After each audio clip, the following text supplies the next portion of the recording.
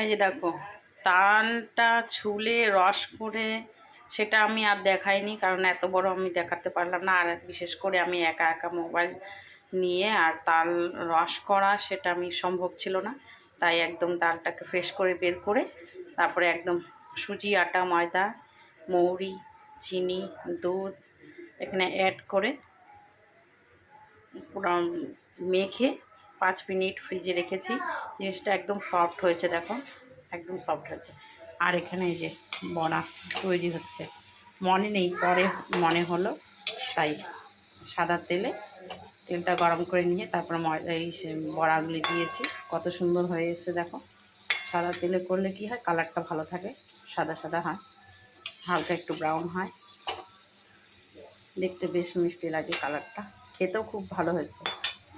আর এখানে দেখো, এখানে অল্প মেয়ের জন্য ক্ষীর বানিয়েছি, শেষ। হ্যাঁ আসছি, মেয়ে ডাকছে, পড়াশোনা করছে, কালকে এক্সাম।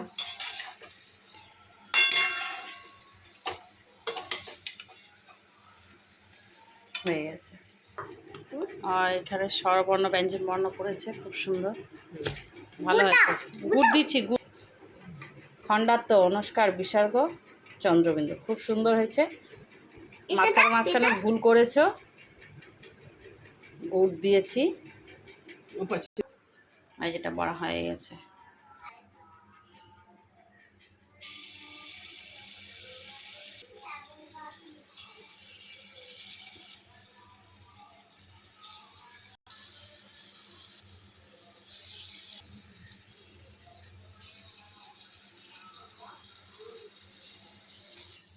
এই যে একদম লো আছে, একদম হালকা আছে, এটা হবে, তাহলে সুন্দর হবে, ভেতরটাও কাঁচা থাকবে না, হয়ে যাবে।